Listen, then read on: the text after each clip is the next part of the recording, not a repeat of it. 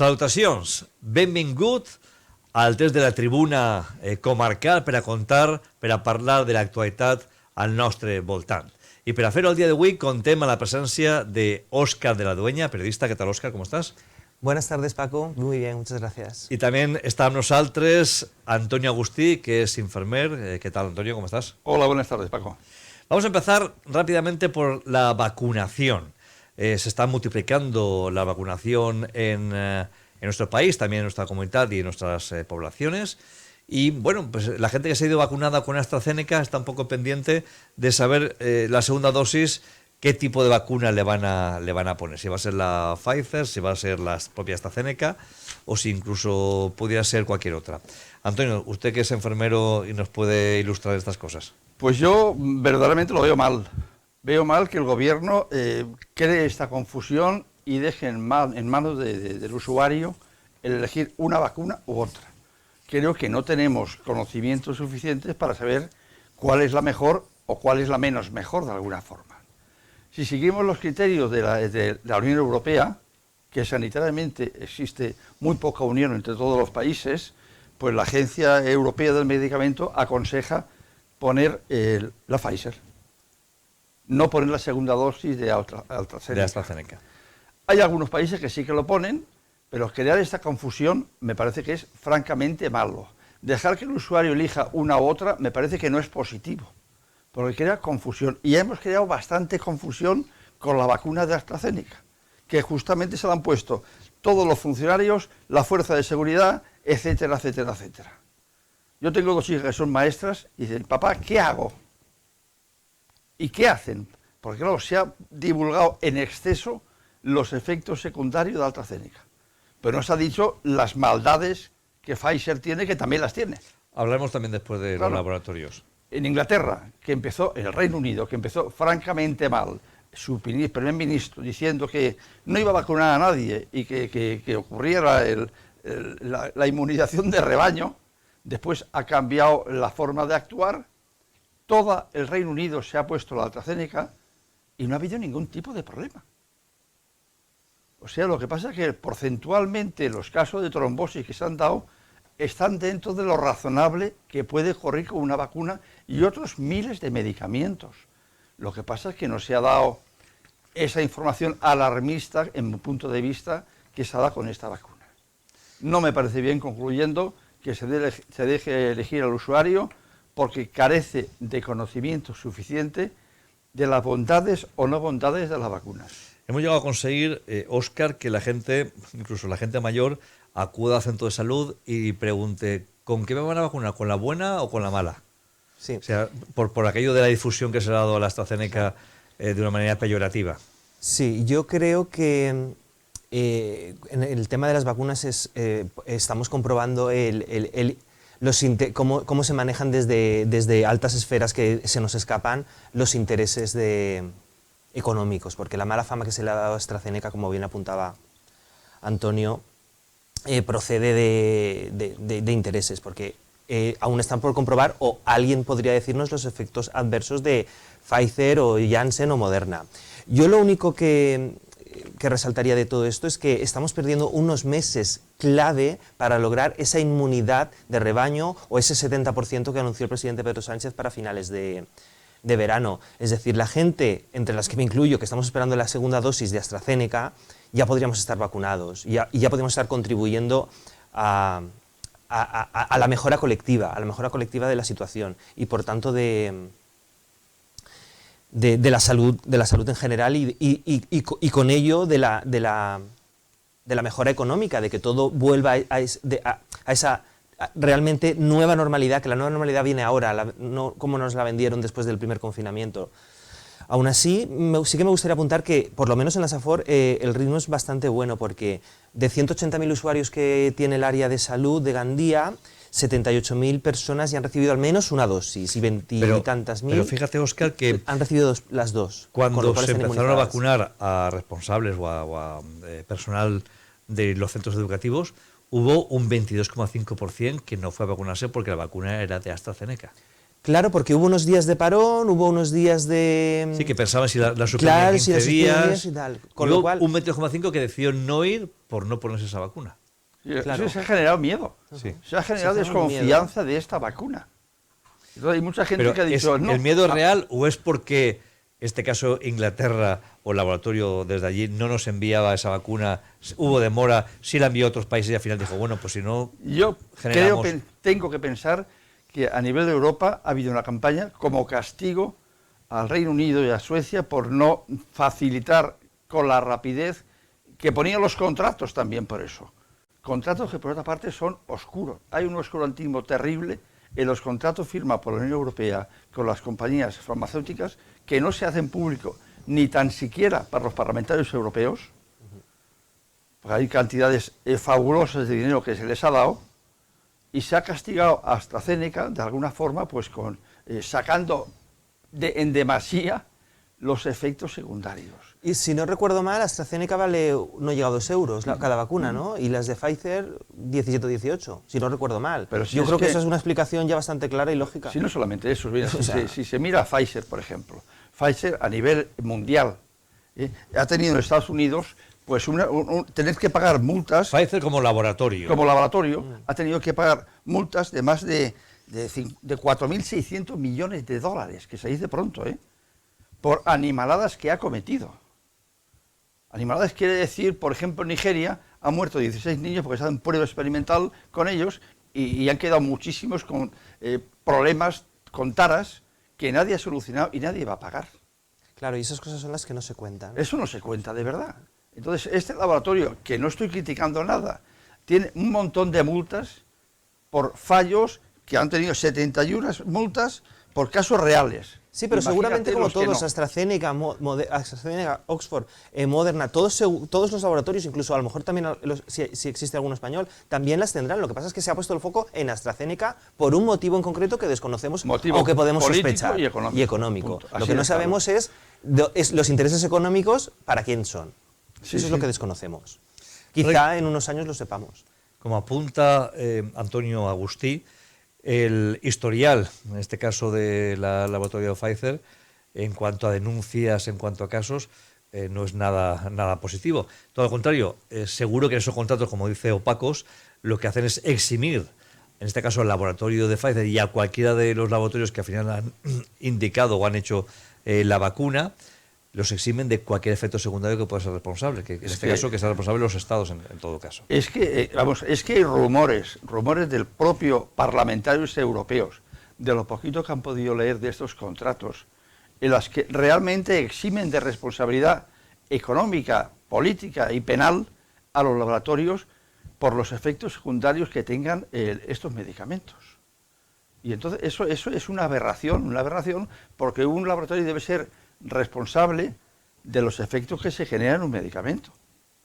Debe serlo así, pero no Pero quizá la urgencia... Ellos dirían, pero mientras tanto hemos conseguido hacer un medicamento que la gente nos está muriendo. Oh, claro, pues tú imagínate, las expectativas de Pfizer para este año es sacar 70.500, de 70.500 a 72.500 millones de dólares de beneficio.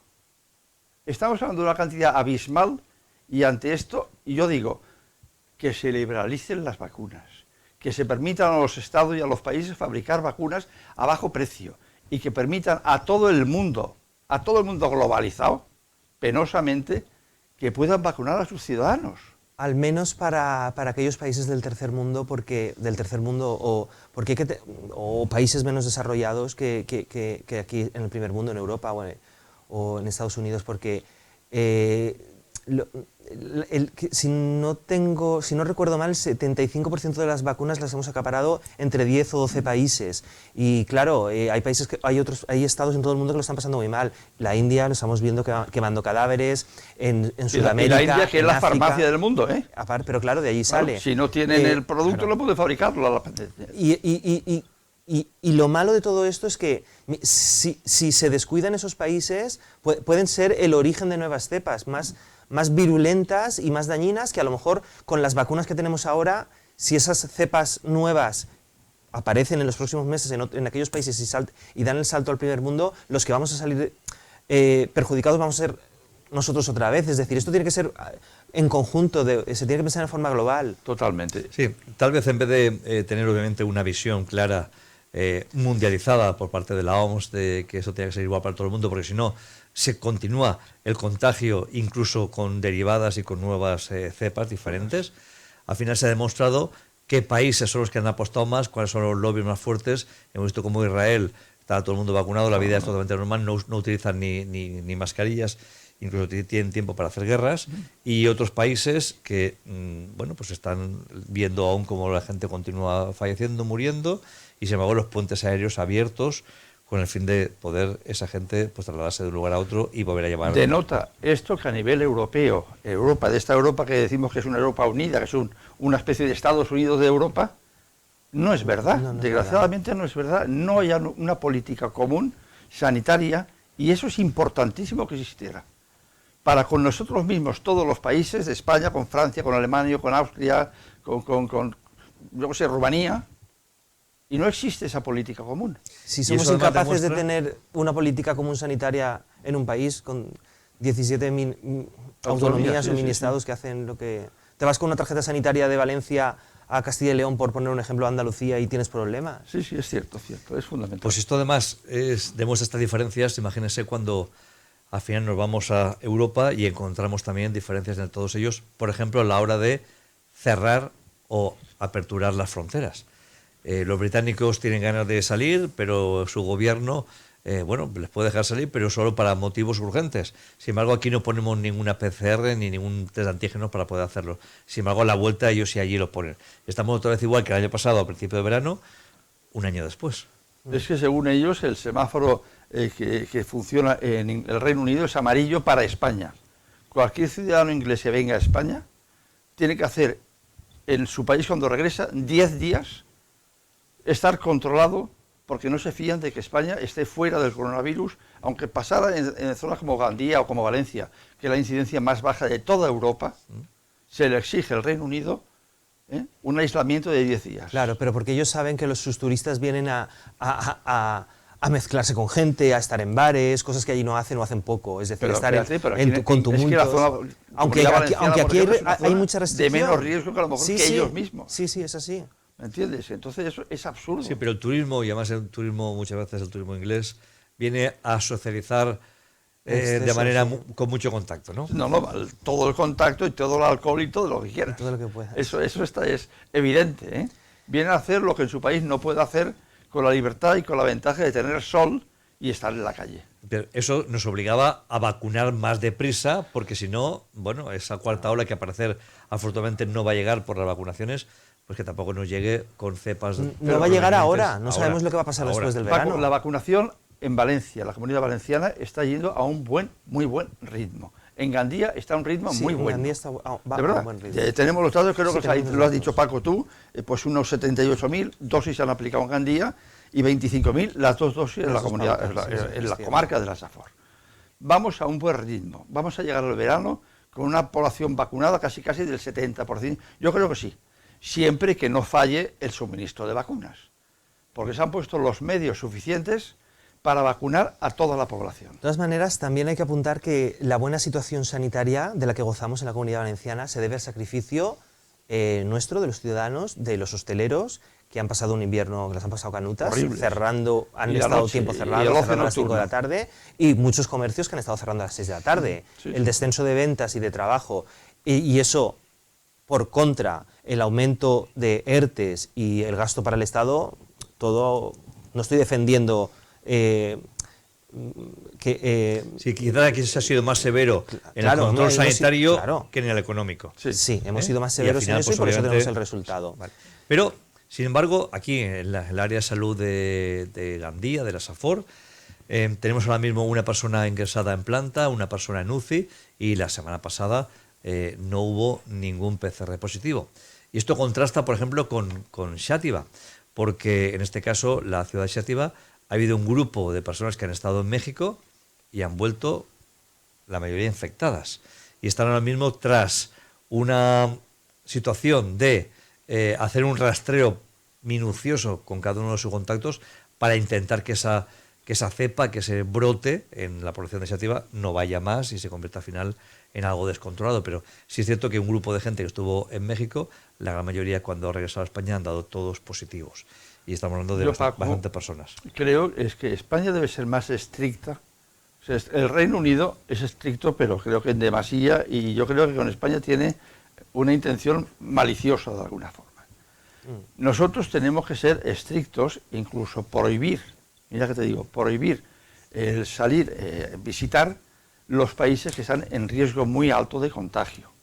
Porque seguramente casi 100% de posibilidades que a la vuelta tú estés contagiado. Y sabemos que el riesgo en toda Sudamérica y Hispanoamérica es real. Es real y es muy alto, de verdad. O sea, deberíamos tener un semáforo en rojo y decir, no, ahí no puedes viajar. No, no puedes viajar porque es lo que no quiero, y si viajas una cuarentena sistemática cuando vuelvas a España.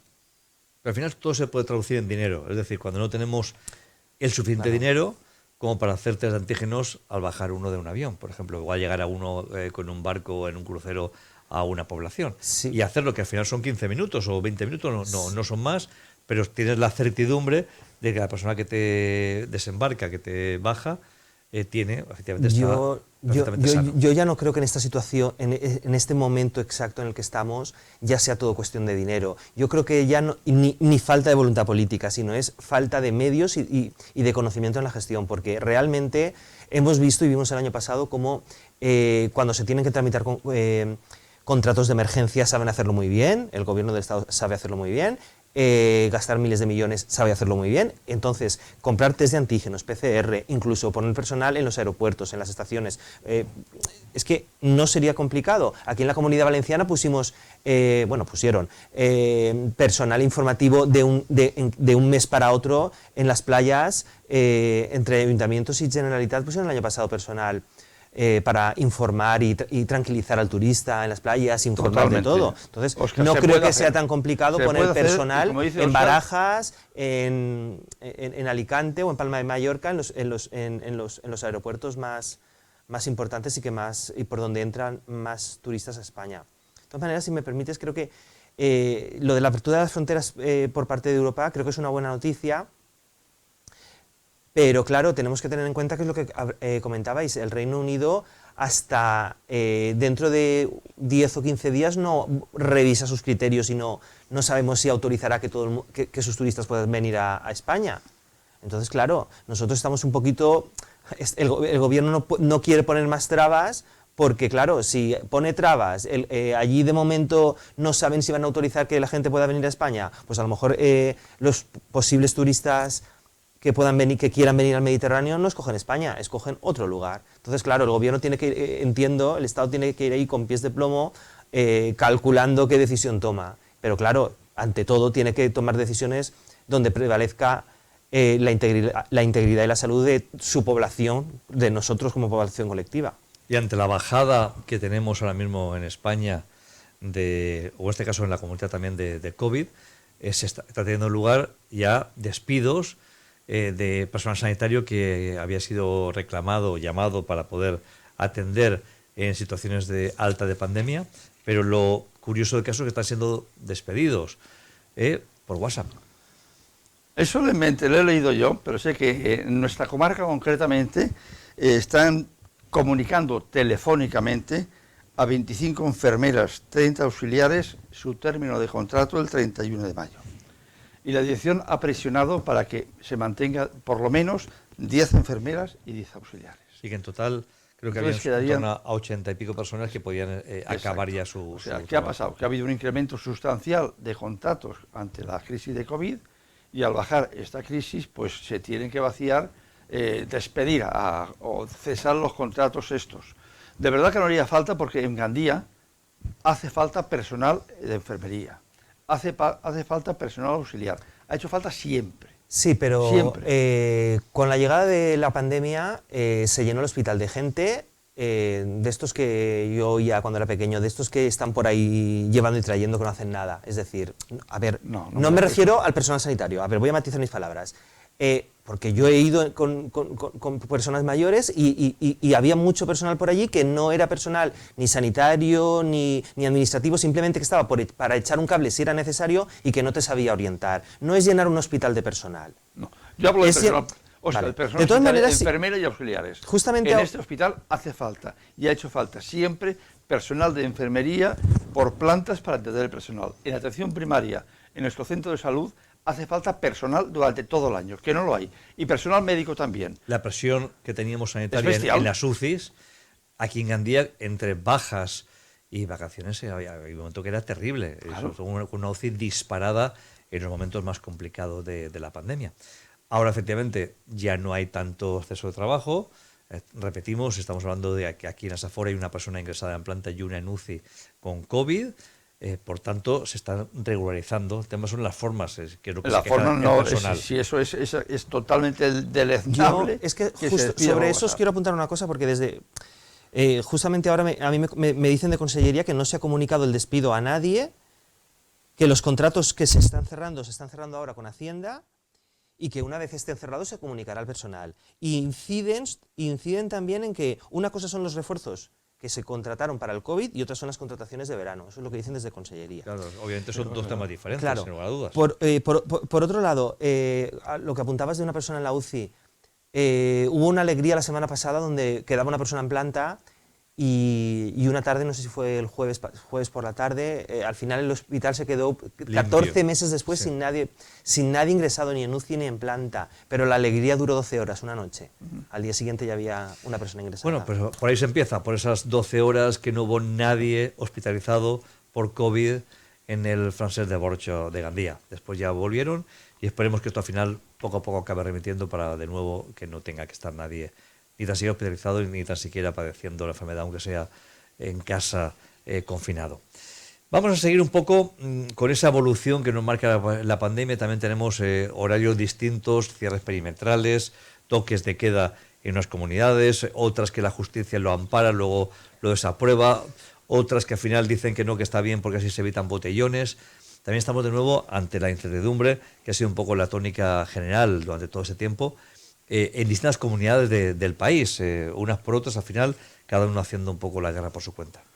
Yo creo que se debe armar a las autonomías con una legislación que permita y autorice, sin intromisión, en algún sentido, de la justicia, perimetrar sus autonomías para evitar pues contagios, etcétera, etcétera. Aquí se ha autorizado, por ejemplo, y en Exacto. Canarias no. Claro. Al final. Lo que produce desazón en la gente y confusión, y dice, ¿pero qué es esto?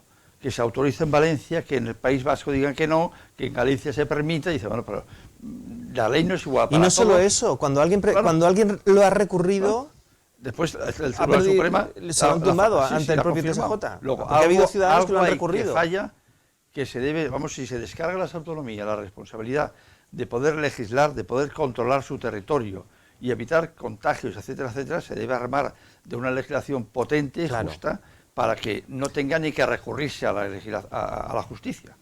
No dejemos a los jueces que actúen de políticos, que al fin y al Claro. cabo es lo que está pasando. Son los jueces lo que están diciendo blanco o negro, lo cual es absurdo. El juez está para aplicar la para ley. aplicar la totalmente, ley. Y al final, si No- se regula no para y se dirimir. legisla, efectivamente, donde claramente te dice en qué circunstancias y cómo tiene un político autonómico, una consellería, tiene pues eso, el gobierno autonómico la potestad para poder hacer o efectuar o legislar en ese aspecto, el juez, vamos, aplica la ley. Claro, y- tenía Yo que- esto lo veo realmente, no quiero ser fatalista, pero esto lo veo de una extrema gravedad, que desde una comunidad autónoma se puedan aplicar toques de queda. Es verdad que la situación es especial, dura, complicada, es un momento que pasará a la historia como un tiempo de desgracia, pero esto no lo justifica todo. Aquí todo esto lo que pone en evidencia es la inacción del gobierno del Estado, que ha sido incapaz de, con un confinamiento, con estados de alarma y con un estado de alarma de 6 meses, de legislar para poder actuar en situaciones como esta, con una pandemia, con situaciones sanitarias graves, y aquí vamos. Entonces, claro, no ha hecho los deberes en este tiempo, por lo tanto, ahora estamos pagando eso. Pero claro, porque yo entiendo que esos deberes no los ha hecho por la presión que tiene de diferentes socios en diferentes partes del Estado, donde cada uno quiere hacer... Pues no solamente eso, Óscar, es que resulta que para sacar el estado de alarma, el gobierno actual ha tenido que pedir al Parlamento español la autorización. Y la oposición ha sido radicalmente en contra y las autonomías han pensado que le estaban quitando poder. Cada estado de alarma ha sido una negociación terrible para conseguir ahora llegar todos a término. ahora todos han asumido el papel contrario Claro, o sea, al de hace cuando 6 el meses. gobierno ha dicho, Todos los bueno, ahora actores sois se han vosotros cambiado quien vais a de conseguirlo. disfraz. Ahora se rasga la vestidura Todos. diciendo, es que el gobierno no legisla. Vamos, ni una cosa ni otra. Me refiero que el gobierno central debería haber tomado más enérgicamente el control de todo el Estado, de verdad, y a lo mejor prolongar el estado de alarma, pero claro, es un sin vivir negociar con una oposición que creo que en este caso, lo lamento decir, no ha tenido sentido de Estado para pensar que la pandemia es terrible y que debe aunar esfuerzos frente a esta pandemia y conseguir lo mejor, negociarlo. Yo creo que la oposición no ha cumplido su papel, en el sentido de Estado, mi opinión particular. Entonces, claro, el gobierno central ha dicho, ahora son las autonomías quien tiene la capacidad de legislar sobre esto. Alto, tiene la capacidad, pero el Tribunal Constitucional, los tribunales superiores, dicen que, como dijo nuestro compañero que vino otro día, que los derechos fundamentales, la autonomía no tiene capacidad de prohibirlos o menguarlos. Ahí está el problema. Así es. Efectivamente, es el problema que hemos vivido en esa vorágine de distintas formas de entender también por parte de la justicia en los toques de queda. Me gustaría cambiar de tema y esa actualidad, la sentencia por parte del juzgado de Gandía en torno a esa joven que atropelló a un grupo de ciclistas hace ya unos años y que acabaron falleciendo cuatro de ellos, otros ellos heridos, y al final tiene una sentencia que ha negociado con la Fiscalía de 3 años y 9 meses de prisión y 6 años de inhabilitación para para disponer del carnet de conducir. Óscar, tú también has seguido como periodista esta noticia. ¿Qué nos puedes contar más? Pues para empezar, recordar brevemente los hechos, porque realmente parece que fue ayer, pero hace 4 años ya, que perdieron la vida 3 ciclistas en Oliva, otros 2 resultaron heridos y uno tiene secuelas psicológicas, obviamente, por perder familiares y tal. Una joven de Gandía pues atropelló bajo los efectos del alcohol y de algunas sustancias estupefacientes a este grupo de deportistas que eran de un club de Xavia, y 2 perdieron la vida en el acto y otro a los pocos días.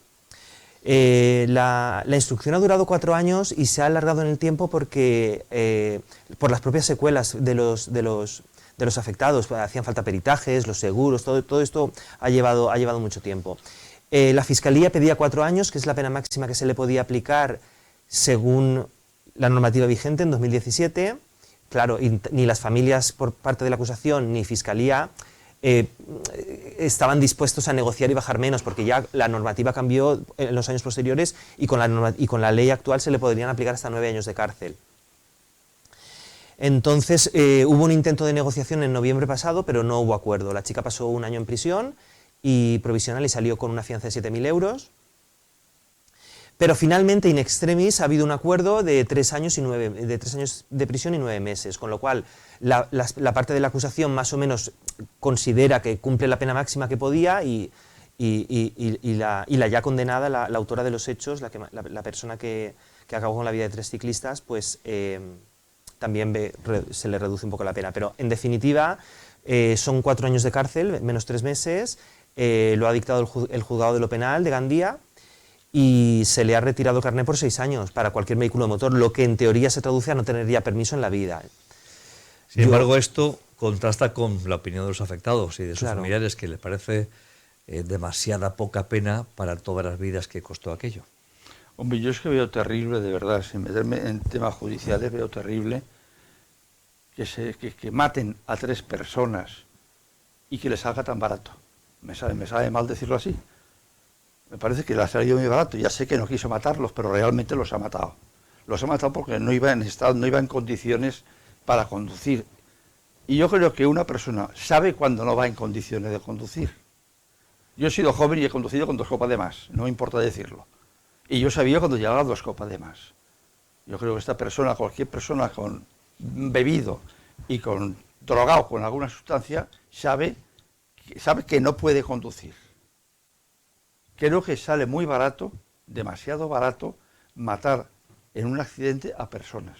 En este caso, al margen de que el seguro indemnice, habrá pagado X millones o X cientos de miles, que es lo que ha servido para rebajar, para llegar a un acuerdo. Seguro que ha llegado a un acuerdo de las familias, tal y cual, porque ha habido dinero por medio en abundancia, lo que marca la norma, seguramente. Pero insisto, es muy barato tener un accidente en la que fallecen personas, de verdad, y más cuando la persona no está en condiciones de conducir. No habrá un accidente normal que te va conduciendo y se te cruza una bicicleta o hace una imprudencia que sea, no es eso. Muy barato. De hecho, aquí el problema estaba ahí. Las familias, 4 años les parecía poca pena, pero era lo máximo que se podía pedir atendiendo a cómo estaba la normativa de seguridad vial en 2017. Efectivamente, al final la familia se ha quedado pues con una doble pena. La tristeza de haber perdido a sus familiares en aquel momento cuando estaban practicando deporte, con el grupo de amigos que salían habitualmente a hacer ciclismo los fines de semana, y hasta este trágico hecho que se llevó la vida de 3 de ellos. Y algunos de ellos, como bien apunta Óscar, están teniendo secuelas también importantes psicológicas porque era el padre de alguno de los fallecidos. 3 años y 9 meses es la sentencia, que ha sido ya sentencia en firme para la condenada, y además esos 6 años de inhabilitación para tener el carnet de conducir, que le puede conducir obviamente a no poder conducir nunca más, porque es el máximo que se puede inhabilitar y por tanto puede llevar a que no puedas llevar nunca más conducir un vehículo de motor. Son circunstancias de la justicia, pero aquí se las estamos contando. Yo quisiera hablar también un poco de Fitur con vosotros. En Fitur hemos tenido una versión mucho más light de Fitur, obviamente, por las circunstancias de pandemia que se veía. Ha habido mucho menos expositores, mucho menos países con presencia. Los que han ido con ganas de gustar, con ganas de proyectarse de la mejor manera posible. Y luego pues ha habido un hecho curioso que ha pasado con respecto a Gandía y que demuestra, pues estamos viendo imágenes de Fitur, que demuestra la tirantez que existe en el gobierno, sobre todo en aspectos turísticos. Tiempo atrás vimos cómo existía una controversia entre los 2 miembros del gobierno en torno a la implantación de un hotel en la Ducal en primera línea de Playa de Gandía, donde el PSOE directamente se propuso que esto fuese adelante y fue Compromís el que dijo que no. Y ahora en Fitur estamos viendo cómo el PSOE ha propuesto, y encima con la concejal también de Compromís Més Gandía Unida, junto a ellos, Alicia Izquierdo, donde proponía la creación de un glamping, o sea, un gran camping con autocaravanas, con caravanas, etcétera, en la Marjal de Gandía. Esto se anuncia en Fitur y al día siguiente Compromís en Gandía dice que esto hay que revisarlo, pero que no le parece oportuno crear en la Marjal este hecho. No podemos ir a Fitur dando también una imagen de una cosa y la contraria. Óscar. Tengo que matizarte unas cosas, Paco, si me permites. ¿Sí? Lo que presentaron juntos los 2 socios de gobierno fueron los chiringuitos sostenibles. ¿Sí? Los chiringuitos sostenibles, los que se harán a partir de 2025 cuando se renueve la concesión, etcétera, con dunas alrededor, zonas verdes, paneles solares, todo eso. Eso sí que lo presentaron el gobierno, la concejal Alicia Izquierdo como responsable de medio ambiente y territorio, etcétera, y el concejal de turismo, y no sé si había alguien más. Lo que evidencia esa fisura en el Ejecutivo de Gandía es que al día siguiente el concejal de turismo, o sea, una parte del gobierno, la del PSPP, presentó por sí solo el proyecto del glamping. El glamping es un camping de lujo muy cercano a la Alquería del Duc, es decir, muy cercano a donde está el Ullal del Estany y de la Perla. 2 enclaves naturales, vamos, preciosos, están en cualquier foto de turismo de Gandía. Vale. ¿Por qué aparece esa fisura? Porque ese proyecto se ha vendido en Fitur como ya prácticamente un hecho, y no lo es. Es decir, la Consellería lo que ha admitido a trámite es un DIC, una declaración de interés comunitario, es decir, que una empresa venga y proponga hacer algo aquí.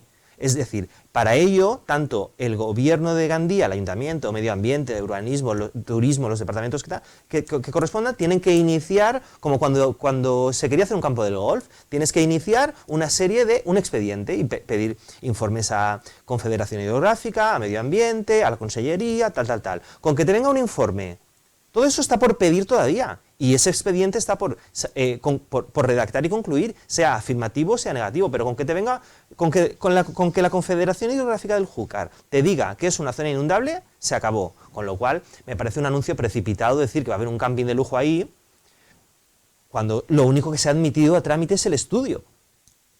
Y cuando Compromís, que allí, conforme reitero, estaba también en la foto de rigor, un poco consentiendo este hecho, resulta que después se desmarca diciendo que no es el lugar idóneo para poder hacerlo, la Marjal de Gandía, porque ellos siempre han estado defendiendo este parque o este espacio natural, ¿no?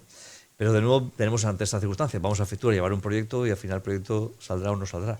Aunque en este caso sí que ha dicho el Partido Popular que apoyaría al Partido Socialista porque ellos en su día ya llevaban también en su programa la posibilidad de crear un glamping incluso más grande del que proyecta el Partido Socialista. Yo creo que eso denota que se presentan, tienen o tenemos ideas, pero que después, por política barata de alguna forma, se niega la posibilidad de desarrollar. Mira, yo siempre he pensado que la naturaleza hay que conservarla, pero hay que disfrutarla también. Tanto la Marjal, que es preciosa, o la playa de la Huir, extraordinaria, la tenemos, pero la tenemos para disfrutarla, no para que esté ahí y decir, esa playa es virgen. Vamos a ver, si tenemos que conseguir que el turismo la vaya a disfrutar, haciendo cosas que no vayan a empeorar su estado natural, pero que permitan que la gente pueda disfrutarla de alguna manera. Si un camping se puede instalar ahí, en la Marjal, no perjudica para nada y se le pide toda la seguridad para que no perjudique el medio ambiente, y eso hoy en día creo que hay medios suficientes para conseguirlo, ¿por qué no si mejora el turismo de Gandía y mejora la calidad de Gandía? ¿Por qué no en la playa de la Huir o donde está el Ullal, voy a decir un animal, hacer un restaurante que permita ir a comer tú con tu mujer o con tus amigos, pero que respete escrupulosamente la normativa para no perjudicar ni siquiera en un minuto a la Marjal? ¿Por qué no podemos disfrutar de aquello de verdad? Tener una cosa porque sí. ¿Cuántos turistas madrileños disfrutan de la Marjal? ¿Han ido a ver la Marjal? ¿O el Ullal? Pues no lo sé, pero los domingos está los Ullales que están al lado de la Alquería del Duc, los domingos están llenos. ¿Están llenos? Pues yo he preguntado. Pero es cierto que quizás de gente que conoce la Marjal, que sabe de la bonanza que tiene, lo bonito que es, y que acude para poder disfrutarlo. Pero que quizás el turismo lo conoce menos. Claro, yo lo que he hecho en falta aquí en estos temas es tanto que se habla a nivel nacional de comités de expertos, de sabios y tal. Lo que sí que he hecho en falta en estos temas es ya no que el Partido Popular o Ciudadanos o que Compromís o que PSOE uno apoya al otro tal. Lo que aquí sí que he hecho en falta es un comité de expertos, de gente de Gandía que se sienta de Gandía y que vele por los intereses de hoy y del futuro y de las próximas generaciones, que opine sobre estos temas y que se les atienda, no que sean informes vinculantes ni decisiones vinculantes, pero sí, porque, por ejemplo, tú acabas de aportar una idea muy buena, es decir, ¿por qué no un restaurante en un sitio donde... Es paradisíaco. Que es paradisíaco, donde se cumplan todo. Hay 1000 sitios en España donde hay parques naturales y tienen restaurante o tienen... Es que los hay, es decir... A lo mejor esa visión de futuro es la que le falta, que a lo mejor nuestros políticos no saben darle, y a lo mejor eso es lo que falta aquí. Un grupo de personas que piensen por el bien y por el futuro de Gandía y de las próximas generaciones. Se puede casar el mantenimiento de la Marjal con intereses comerciales que mejoren el turismo de Gandía, que ofrezcan a Gandía y al turismo unas alternativas, que pueden ser gastronómicas o de otro tipo. Es que además nos rasgamos mucho las vestiduras y lo hacen mucho los políticos hablando de la Marjal y el Marjal, pero luego le van pegando bocaditos al Marjal por otros lados, es decir, por la zona del Grao, por la zona del campus, por la zona del club de tenis, por la zona de Kentucky, se le van pegando bocaditos y ahí nadie dice nada. Y eso me parece una incoherencia. Bueno, pues lo que está claro es que casar toda la información con el tiempo que disponemos no es sencillo. Por tanto, no sé si queréis apuntar alguna cosa más, nos dejamos cosas en el tintero, pero la próxima semana tendremos más tribuna para poder tratar y hablar sobre ellas. Gracias, Óscar de la Dueña, periodista, muchas gracias por estar con nosotros. Vosotros por invitarme. Gracias, Antonio Agustí, por, como siempre, tus opiniones aquí en Comarcal Televisió. Muchas gracias, Paco. I a tots vostès, moltíssimes gràcies per estar, com sempre, amb nosaltres i poder estar informats a Comarcal Televisió. Moltes gràcies.